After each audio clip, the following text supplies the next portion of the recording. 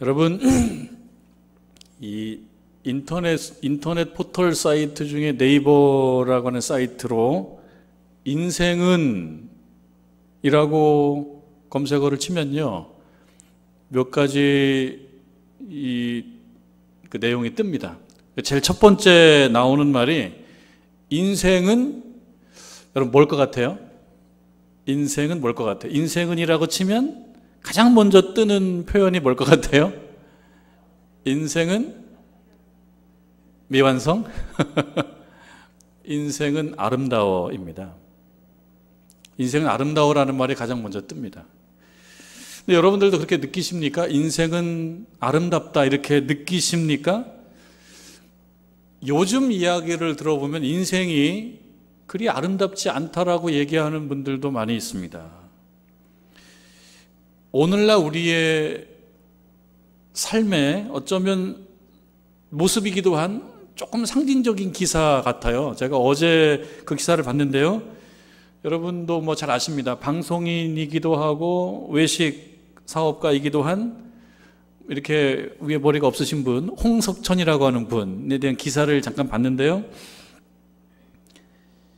이태원에 가게가 여러 개 있었던 모양입니다. 그런데 조금씩 없어요. 축소해 왔는데요, 이제 오늘 날짜 30일, 8월 30일 오늘 날짜로 본인이 운영해 왔던 마지막 가게를 다 닫는다라고 하는 그 기사를 봤습니다. 인생은 아름다운 기사는 아니죠. 아름다운 기사는 아닙니다. 오랫동안 그 이태원에서 그 가게를 계속 운영해 왔답니다. 본인 얘기로는요, 오늘 30일이면 이태원에 남아있는 제 마지막 가게가 문을 닫게 됩니다. 이렇게 자기 SNS에 글을 올렸습니다. 금융위기도 있고 메르스 같은 위기도 있고 그런 위기 다 이겨냈는데 코로나19, 이 못된 녀석, 이 코로나19 앞에서는 버티기가 힘들었습니다. 이런 글을 올려놨습니다. 그리 보면 요즘에 이 홍석천 씨뿐만 아니고 요즘에 많은 분들 인생은 아름답다 이렇게 얘기하기에는 어려운 상황이 계속되고 있는 것이 사실입니다. 뭐 이런 가운데에서 우리 정치권이 우리에게 큰 희망을 주는 것 같지도 않은 그런 안타까움도 좀 있습니다. 다 지도자들인데 지도자들이 조금 우리들의 마음을 좀 시원하게 해주면 어떨까 하는 마음도 있는데 늘 갈등과 분열이 여전합니다. 그래서 그 영역은 그 영역대로, 또 우리의 건강, 또 위생 영역은 그 영역대로, 또 연결되어 있는 경제 영역은 경제 영역대로 잘 안 됩니다. 그러다 보니까 인생은 아름답다 이렇게 얘기할 만하지 못한 그런 상황이 계속되고 있습니다. 그런데 인생은 아름답다, 이것이 첫 번째 검색어입니다. 근데 여러분, 이것이 영화 제목이기도 합니다. 인생은 아름답다라고 하는 영화 제목인데요, 이 영화는 2차 세계대전을 배경으로 하고 있습니다. 그런데 이 영화를 보면 아름답지 않습니다. 유대인 남편, 유대인 아빠가 유대인이라고 하는 이유 때문에 수용소로 끌려가게 돼요. 아들과 함께. 그리고 유대인이 아닌 아내도 자원해서 끌려갑니다. 그런데 이 끌려가는 이 아빠가 참 아름답지 않은 상황 아닙니까? 참 아름답지 않은 인생, 이런 상황인데 그 아들에게 희망을 주기 위해서 수용소로 끌려가고 수용소에서 거친 삶을 살아내야 되는 이 상황을 마치 게임인 것처럼 그 5살 아이에게 그렇게 이야기를 합니다. 우리가 이 게임에서 이기게 되면 우리는 탱크를 타고 나간다, 이렇게 얘기하면서 이 어려운 상황을 이 아이에게는 일종의 해악이죠. 이걸 이렇게 풀어내는 겁니다. 그러니까 이 인생은 아름답다라고 하는 이 영화는요, 중의적인 뜻이에요. 두 가지 의미가 있어요. 아름답지 않아요. 그런데 아름다워요. 이 영화를 보는 사람들이 인생은 아름답다라고 하는 이 제목 앞에 Life is beautiful이에요. Life is beautiful. Life is beautiful 하지 않거든요. 근데 이 영화를 보면서 아름답다라고 느끼는데 거기에 눈물이 나오는 거예요. 슬프죠. 행복하고 여유롭고 평안하고 안락해서 느껴지는 아름다움은 아닙니다. 근데 이 아빠가 이 어렵고 참 거칠고 힘든 이 삶을 마치 아름다운 것처럼 이렇게 위장하는 거죠. 오늘날 이 코로나19 바이러스로 인해서 전 세계는 물론이고 이 나라는 물론 전 세계가 몸살을 앓고 있습니다. 어렵다 하면은 이처럼 어려운 것이 없습니다. 그럼에도 불구하고 정릉제일교회에 출석하고 각 가정에서 예배드리는 분들 중에 아직까지 우리 코로나 확진자가 없습니다. 위기고 어렵고 모든 게 끝난 것 같지만 여전히 우리는 살아 있습니다. 감사한 일 아닙니까?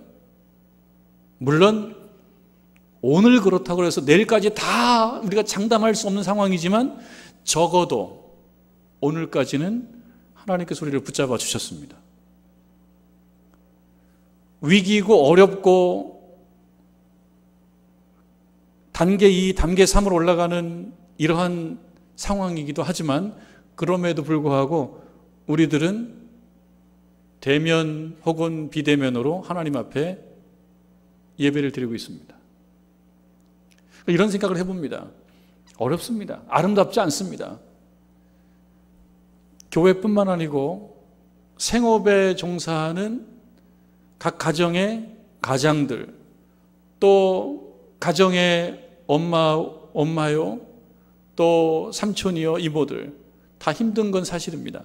안 힘든 데가 없습니다. 다 어려운 건 사실입니다. 그럼에도 불구하고 우리가 살아가는 이 삶을 아름답다라고 말할 수가 있겠습니까? 아름답다고 말할 수 있다면 뭐가 필요하겠습니까? 누가 필요하겠습니까? 아마도 수용소로 끌려가면서도 이거는 그렇게 불행한 것이 아니야 라고 과장하고 연기하고 꾸미는 그 어떤 어른이 있기 때문에 아름다워지는 것입니다. 여러분, 어려운 건 사실입니다. 힘든 건 사실입니다. 교회가 우리 장로님들, 권사님들 지나간 세월을 돌이켜보면 언제 우리가 들어보지도 못한 그런 표현, 비대면 예배라고 하는 말 들어보지도 못했어요. 정말 이게 뭔지 모르겠어요. 비대면 예배라고 얘기해야 되는, 들어보지도 못한, 근본이 어딘지도 모르는 그저 표현만 아름다운 이런 상황에 우리가 있어요. 살고 있어요. 그럼에도 하나님께서 우리를 지켜주시고 함께해 주실 거야 라고 하는 그런 믿음의 기초에서 우리들의 신앙과 우리들의 인생은 아름답다라고 얘기해 주는 그 누군가가 필요한 시점입니다. 그러면 아름다울 수가 있습니다. 이러한 인생에 대해서 박A라고 하는 분이 쓴 그 책 제목은 사실 현실을 잘 드러내주고 있습니다. 책 제목이 재밌어요. 인생은 언제나 조금씩 어긋난다. 이게 사실은 진실이죠. 인생은 아름답다라기보다는 인생은 언제나 조금씩 어긋난다. 인생은 언제나 조금씩 어긋납니다. 예외가 없습니다. 누구에게나 마찬가지입니다. 그럴듯하게 보여도 다 어긋납니다. 그 어긋나는 인생이 그 어떤 사람에게는 어떻게 말하자면 철학화되냐면 인생은 아름답다라고 철학화가 되는 겁니다. 인생은 어긋납니다. 이 저자는 이렇게 얘기합니다. 괜히 징징거리고 싶어질 때가 있다. 결코 적다고 할 수 없는 나이가 되어서도 그렇다. 진실이죠. 나이가 먹어도요, 징징거리고 싶어질 때가 있는 것이 현실이고 이게 팩트입니다. 그런데 이 사실이 어떤 사람에게 가서는 인생은 그래도 아름답다. 근데 이 아름다움 속에는 어려움이 없는 것이 아닙니다. 그럼에도 불구하고 이 어려움을 이겨내고 겪어내고 살아가는 그 모습은 아름답다는 거죠. 여러분, 오늘 시편 30편을 읽었습니다. 시편 30편의 5절 말씀 볼까요? 5절 말씀 같이 한번 읽어보겠습니다. 각 가정에서도 각 가정에서도 한번 같이 읽어보십시오. 시편 30편 5절 말씀을 같이 한번 우리 합독해 봅시다. 시작. 그의 노염은 잠깐이요 그의 은총은 평생이로다. 저녁에는 울음이 깃들지라도 아침에는 기쁨이 오리로다. 라고 다윗으로 이야기되는 그 어떤 신자가 고백을 하고 있습니다. 그의 노염은 잠깐이다. 여러분, 처음으로 돌아가서 인생은 언제나 조금씩 어긋난다 라고 하는 그 책 첫머리에 이 저자가 이렇게 얘기합니다. 사는 일이 마음대로 되지 않을 때마다 질문이 늘어난다. 그렇죠. 다들 이 생을 어떻게 버티고 있는 걸까? 어떻게 지금까지 살아남을 수 있었던 걸까? 어떻게 막막할 땐 무엇을 붙잡아야 하는 걸까? 이렇게 막막할 땐 삶은 이토록 불공평한데 노력이라는 걸 해야 하는 걸까? 그 느낌을 하게 만드는 그 현실이 사실은 진실이에요. 그런데 이러한 삶이 시편 30편 기자에게도 똑같이 임했습니다. 어긋나는 거예요. 여러분, 6절, 시편 30편 6절로 가볼까요? 시편 36절로 가보면 내가 형통할 때에 말하기를, 형통할 때도 있습니다. 뭐 늘 징징거리는 날만 있는 게 아니고요, 형통할 때도 있습니다. 좋은 날도 있습니다. 기쁜 날도 있습니다. 사실은 기억해보면 있습니다. 내가 형통할 때 말하기를 뭐라고 얘기했냐면 영원히 흔들리지 아니하리라. 영원히 흔들리지 아니하리라. 그때는 그럴 것 같아요. 영원히 흔들리지 않을 것 같아요. 코로나19 생각이라도 있습니까, 우리가? 이런 듣도 보도 못한 상황을 상상이라도 했습니까? 비대면 예배라고 하는 것을 저는 참 이게 낯익은 단어 같지만 생각해보면 이런 단어 없었어요. 이런 표현 없었어요. 비대면 예배? 이게 뭐지? 이런 게 있었습니까? 생각도 못했어요. 그런 날 생각도 못했는데요, 이 시편 30편 기자도 마찬가지입니다. 내가 형통할 때 말하기를 영원히 흔들리지 아니하리라. 그렇게 살았죠. 뭐 그렇게 살았죠. 그런데 2절을 보면요, 2절을 보면 여호와 내 하나님이여 내가 주께 부르짖음에 나를 고치셨나이다. 그러니까 고쳐야지만이 어떤 좋은 상태가 되는 거예요. 그럼 얘기는 뭡니까? 고쳐야 되는 상황이 이 사람에게 주어진 겁니다. 3절에 보면 그 상황이 뭔지 나옵니다. 여호와여 주께서 내 영혼을 스올에서 끌어내어 나를 살리사 무덤으로 내려가지 아니하게 하셨나이다. 어떤 단어들이 있습니까? 스올, 무덤. 일단 뭡니까? 죽음입니다. 여러분, 9절 말씀 가도 마찬가지입니다. 내가 무덤에 내려갈 때에 나의 피가 무슨 유익이 있으리요. 이 시편 30편 기자에게는 뭐가 지금 눈에 어른어른거리냐면요, 무덤은 뭡니까? 죽음이죠. 무덤과 죽음이 어른어른 하는 거예요. 진토가 어떻게 주를 찬송하며, 진토는 뭡니까? 무덤에서 오래 세월 지나면 진토가 되는 겁니다. 그러니까 이 사람에게는 뭐가 어른어른 하냐면 6절에서 얘기하는 형통이 어른거리지 않습니다. 형통은 옛날이요. 옛날이요. 지금 뭐가 어른거립니까? 스올이 어른거리고, 무덤이 어른거리고, 그 다음에 진토가 어른거립니다. 그리고 2절에 나오는 것처럼 나를 고치셨나이다라고 얘기하는 거 보면은 고쳐야만 되는 상황입니다. 그리고 이렇게 저렇게 손을 썼을 때 이게 대책이 서지 않는 상황입니다. 아마 스올, 무덤, 죽음을 생각할 만큼 지독하게 아픈 것이 아닌가를 생각하게 만듭니다. 시편 30편 기자의 처음의 자리는 지독한 병이고, 지독한 아픔이고, 지독한 불행이었습니다. 인생은요, 그런 겁니다. 마음대로 되는 게 아닙니다. 인생의 특징이 그렇습니다. 형통할 때도 있지만요, 그 형통이 영원하지가 않단 말이죠. 그러다 보니까 얘기하는 거예요. 인생은 언제나 조금씩 어긋난다. 조금씩만 어긋나도 그저 괜찮을 텐데 어떤 경우는요, 감당할 수 없는 어긋남이 올 때도 있습니다. 그냥 엄청난 어긋남이 올 때가 있습니다.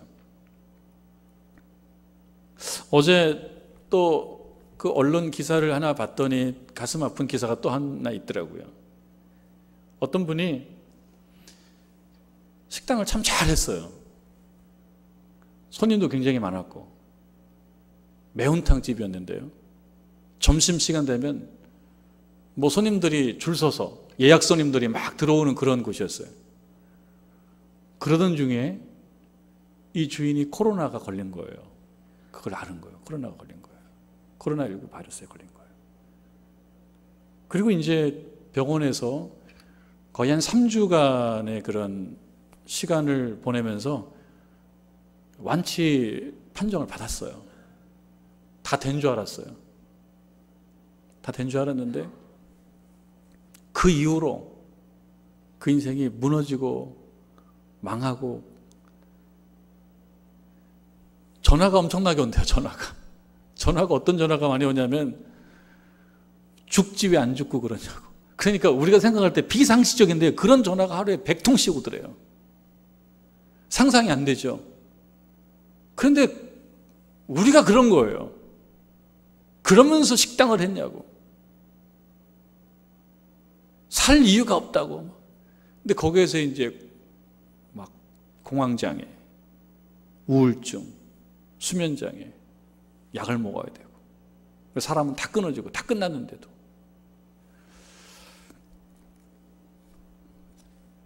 플라톤이라고 하는 철학자의 이야기인데요, 우리가 만나는 사람들은 다 힘들게 싸우고 있다, 그런 얘기를 합니다. 그래서 이렇게 얘기합니다. 친절하라, 친절하라. 내가 만나는 사람들은 누구나 다 힘들게 싸우고 있으니까, 이런 말을 합니다.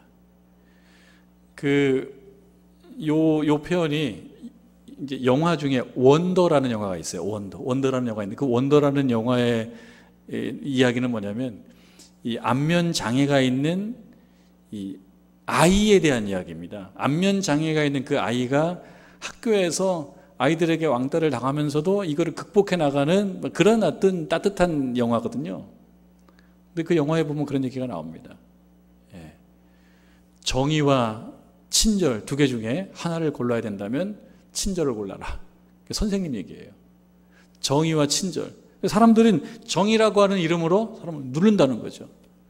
그러니까 오늘날 우리가 겪고 있는 이 어려운 상황인데, 이게 정말 어떻게 보면 쓰나미와 같은 어려운 상황인데, 이런 상황이 갑자기 생기는 거예요. 어떤 가정은. 근데 그 주변에서 따뜻하게 보듬지를 못하는 거예요. 엎친 데 덮친 격이죠. 엎친 데 덮친 격이죠. 시편에 보면 그런 얘기가 많이 있습니다. 고난당하고 힘들고 괴로운데, 이것도 서러워 죽겠는데 주변에서 원수들이 득세하는 이런 상황들. 그러니까 인생이 언제나 조금씩만 어긋나는 것이 아니라 어떤 경우는 아주 강력하게 임할 때가 있습니다. 교회도 사실 그렇습니다. 지금 2020년도를 살아가는 이 한국 교회는 다 그런 어려움을 갖고 있습니다. 많은 눈물을 흘리고 있습니다. 여러분, 확진자가 뭐 교회라고 예외는 아니지 않습니까? 교회 확진자가 나오면은 모든 확진자는 다 교회 발이에요. 좀 사실은 좀 속상해요. 교회들도 많이 괴로워요. 다 평균치예요, 평균치. 그런데 교회는 특별한 어떤 그 요구를 받는 것 같아요. 더 잘하기를 바라는 것 같아요. 각 교회들이 어려움을 많이 겪고 있습니다. 목사님들도 많이 아파하고 있습니다. 어긋날 때가 있는 것입니다. 그럼 이런 상황이 어떻게 할 거냐? 어떤 사람은 아프고 나라는 코로나19로 힘들고 그러면서 경제가 나빠지고 교회는 교회대로 요구하는 수준이 너무 높다 보니 그걸 못 맞춰줘서 힘들고, 이런 상황이 어떻게 할 거냐? 이런 상황이 어떻게 할 거냐? 인생이 아름다울 수 있겠냐?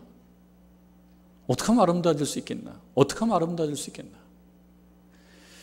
시편 30편을 놓고 보면 이렇습니다. 2절, 여호와 내 하나님이여 내가 주께 부르짖음에, 어려운 상황이죠. 주께 부르짖으라는 것입니다. 여러분 7절로 가보면 이렇습니다. 7절로 가보면 여호와여 주의 은혜로 나를 산같이 굳게 세우셨더니, 형통할 땐 그랬다는 거예요.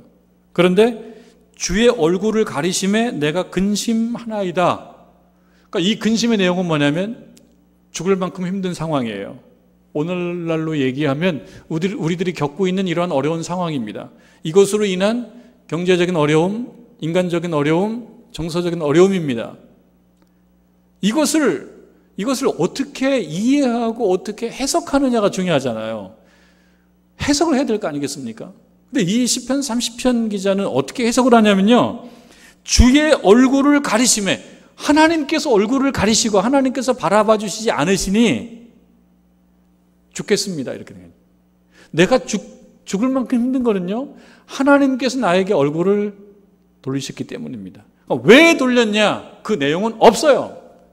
그 이유는 말하지 않습니다.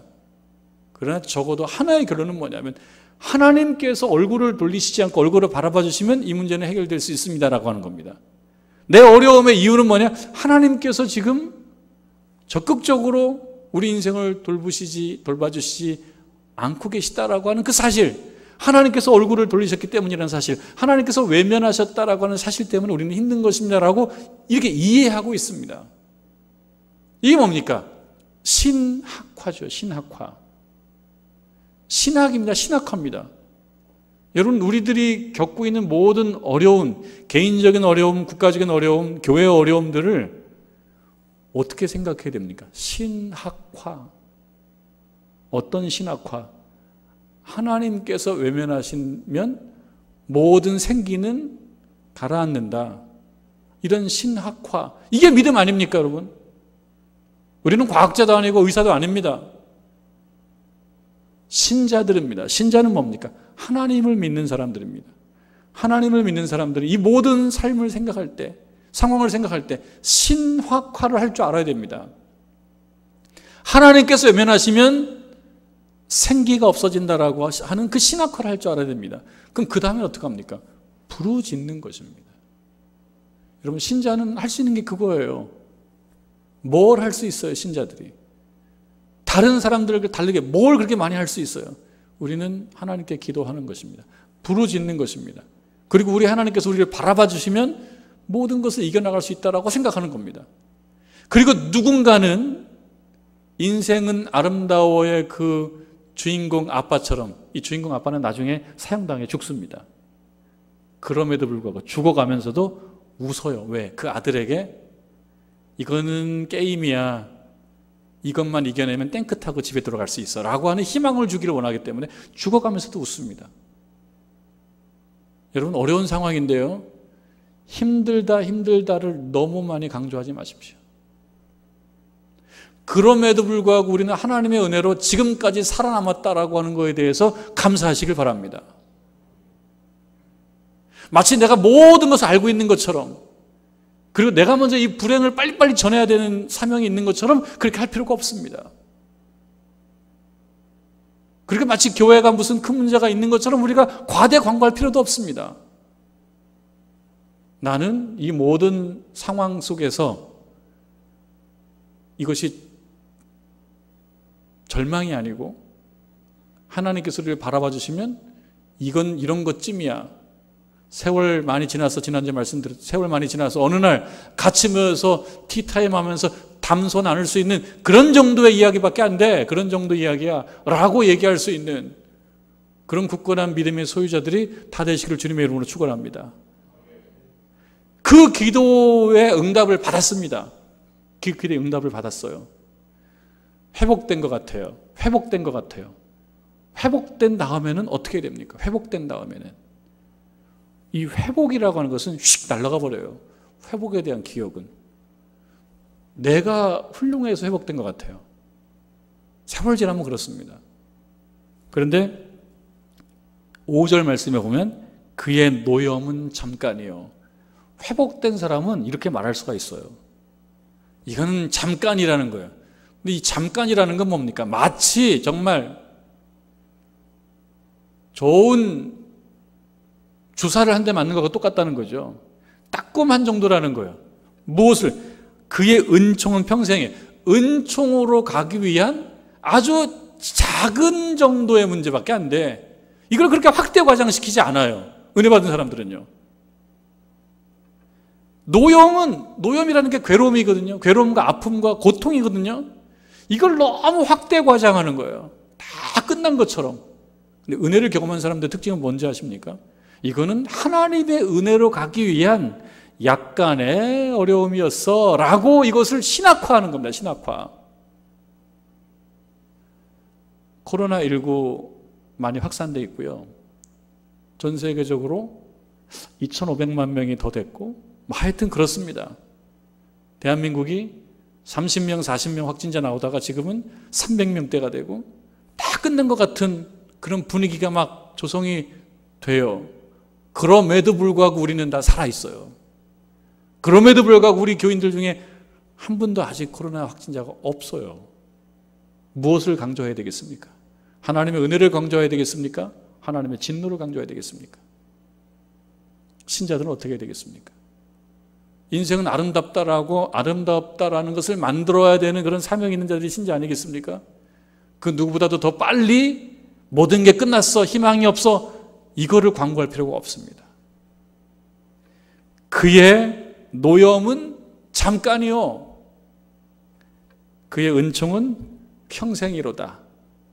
누가 이런 고백을 할 수 있으며 누가 이런 말씀을 전할 수가 있습니까? 기도하는 자가. 어려운 상황 속에서 하나님께 부르짖고 기도하면서 응답을 경험한 자가 할 수 있는 아주 멋진 선포입니다. 11절에 주께서 나의 슬픔이 변하여 내게 춤이 되게 하시며 나의 베옷을 벗기고 기쁨으로 띠띠우셨다. 찬양이죠. 이는 잠잠하지 아니하고 내 영광으로 주를 찬송하게 하심이니, 이 모든 것들이 결국 무엇을 위한 것이라고요? 찬송하게.